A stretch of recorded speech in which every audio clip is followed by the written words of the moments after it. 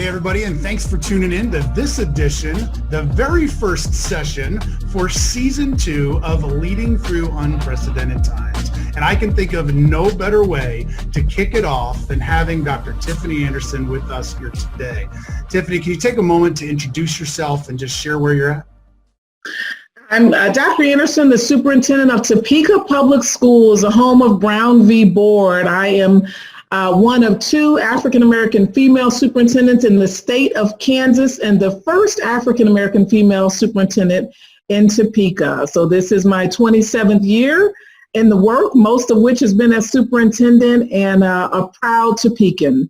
Well, I have to say, Dr. Anderson, I have stood in awe of your work, your leadership. We've watched it from afar. I've had the opportunity to see you in action in person. Truly, truly one of the best leaders around. And it's a complete honor to have you kick off season 2 here on the podcast. So let's start with a little bit of a reflection. You know, this past year, our teachers, they've been asked to completely change things overnight. Our students and our families were asked to do that. You as the superintendent, our principals, so many things with COVID-19 coming through. Do a couple minute, if you would, reflection on the end of this school year and, you know, just some lessons learned, things that were really on your radar. You know, Tom, first of all, it's a privilege to be here. You know, one of the things that I will tell you that when they say invention is the mother of necessity, that's really where we are. In the spirit of knowing that when all of the things kicked off with us having to close schools, we knew instantly, overnight, really, we had to be versatile and adaptable. Here's what we now know. Kids and their resiliency and staff is really tremendous. And so they can adapt to whatever system you put in place as long as it has a good foundation.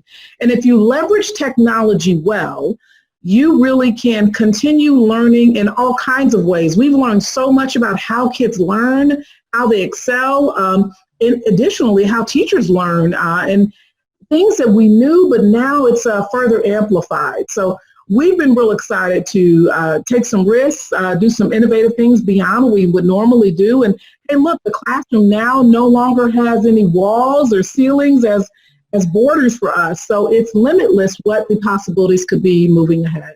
Yeah, so let's look to this coming school year. I know, I think everybody in these podcasts are from different states, and states are across the board, just all over the place, really, in their guidance as we record this, episode in particular. Talk to me about what's on your radar for next school year. There's so many unknowns, but what are the kinds of things you're thinking through, looking at with your leadership team?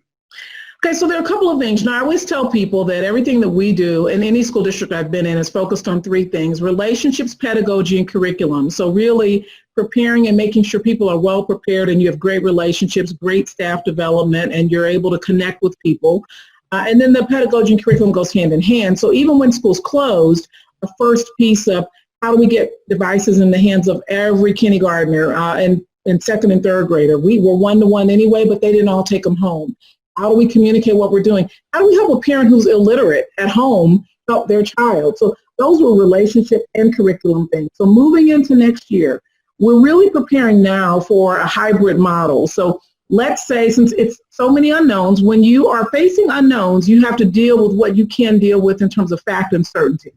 It is a fact that this virus is still here. It is a fact that we don't know what it'll look like 2 months from now. Therefore, our preparation has to be one that has a great deal of flexibility. So we have a model in place for Topeka Public Schools in which we will have a hybrid model.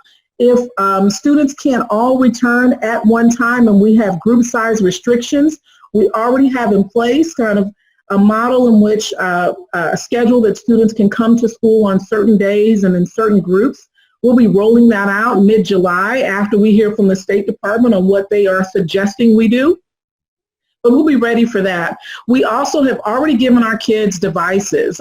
They already have them, but now they all have them at home. We let them keep them over the summer because we know that going into next year, it's possible that they might still be at home in August. It's possible that some might not come back due to underlying health conditions. So we're preparing in terms of that. For us, we actually took some star teachers across the district. We made videos. We put them on many different platforms. So whether you have internet or not, you can see them, including they're also on public television in Topeka.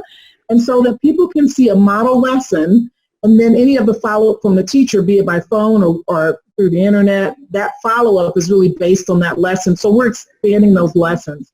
Those are just some of the things. Here's the other thing. The CDC just came out with masks for all students as a recommendation. And so people are scratching their heads. How are you going to have masks for kindergarten and first grade?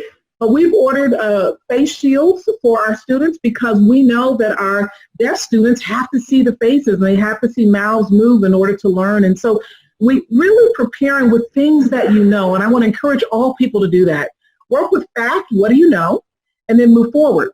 I told someone the other day, when it rains, and right now the COVID-19 storm and other storms, it's really raining, it's storming, it's a thunderstorm.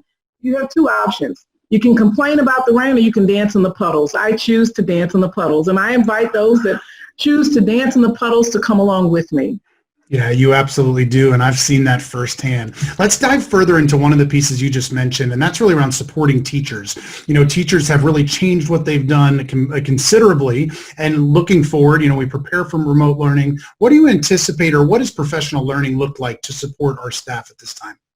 Here's something we learned, and it was really pretty amazing. See, normally when we give professional development, we have teachers come to a building, and we give many different professional development sessions, and they're locked into only 2 or 3 or 5 sessions or something like that.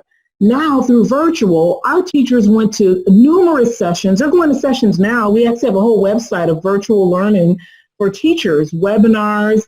They are able to observe other teachers and go to other people's classrooms.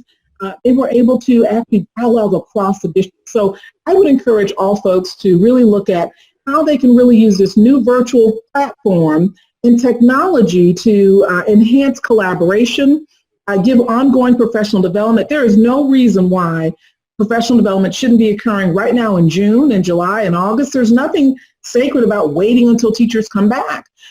Teachers who previously couldn't attend certain sessions because of kids and family obligations or other jobs can now look at those sessions at any time because Zoom can be recorded.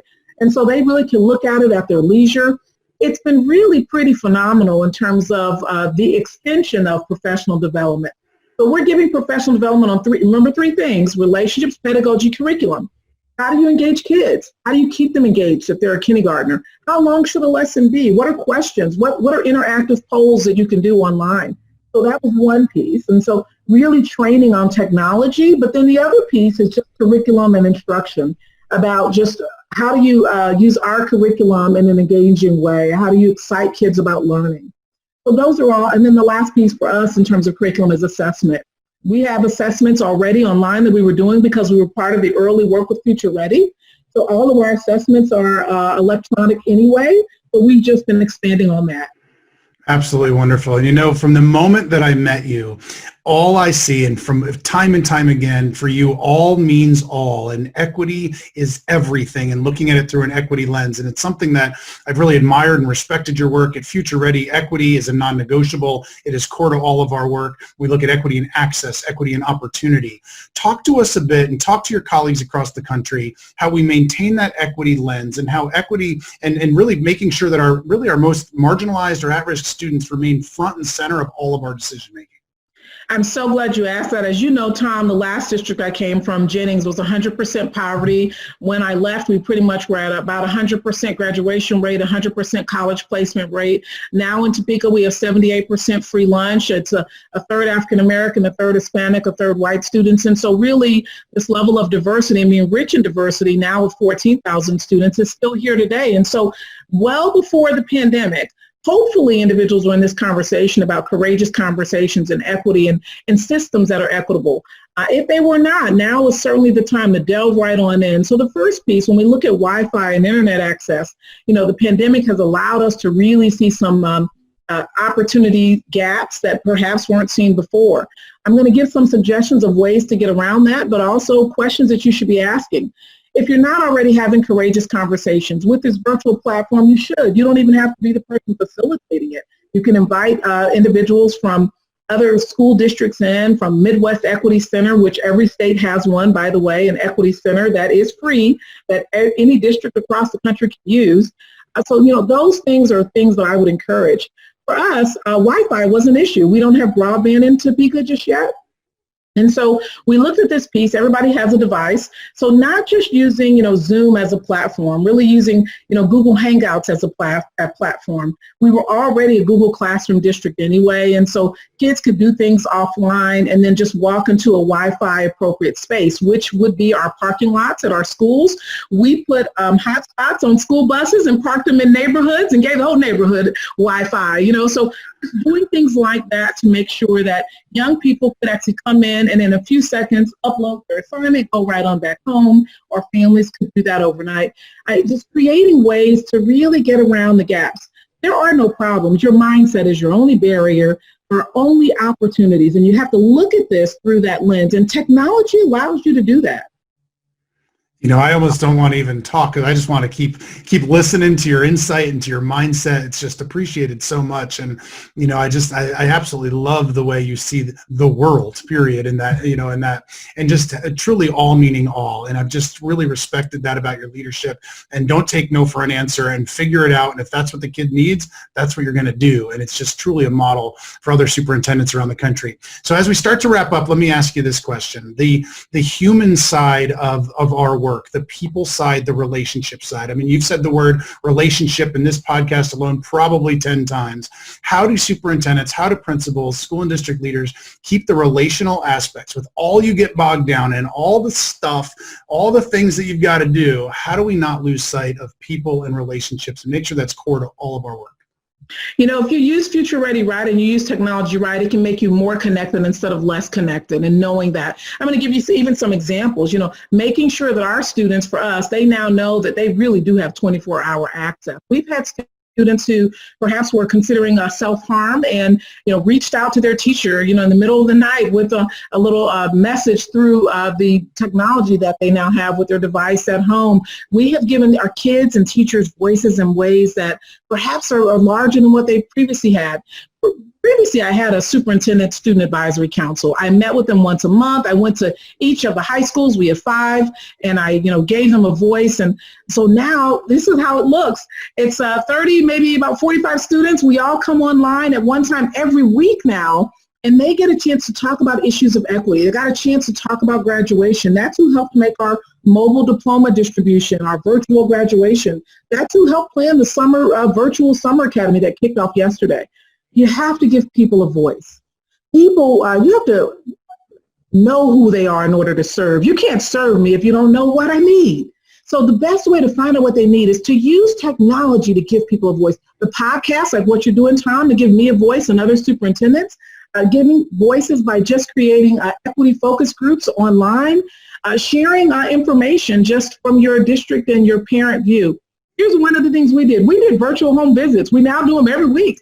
Amazing that we can actually look at a home, and a person, we have learned, they're more willing to let you come to their home virtually than they might be if you knocked at the door and did a walkthrough. It has been phenomenal. So I encourage all to look at how you continue to develop and keep relationships, but also how you forge those relationships so you can improve academic learning and true success for all students. They deserve that. Brilliantly said. Brilliantly said. One final question for you. There's so much fear. There's so much uncertainty. What's one piece of advice that you have for school and district leaders moving forward as we move into this next school year? One piece of advice that you'd give them right now? I would give the advice to be fearless in your leadership, be unapologetic about how you advocate, and demand that excellence and equity for all remains paramount. If you use that as a foundation from which to stand, you can't lose. You can only win. Again, I thank you, Tom, for giving me this platform to have some dialogue with you, but also let other administrators know we see you, we hear you, and continue to do the great work that many across the nation are doing.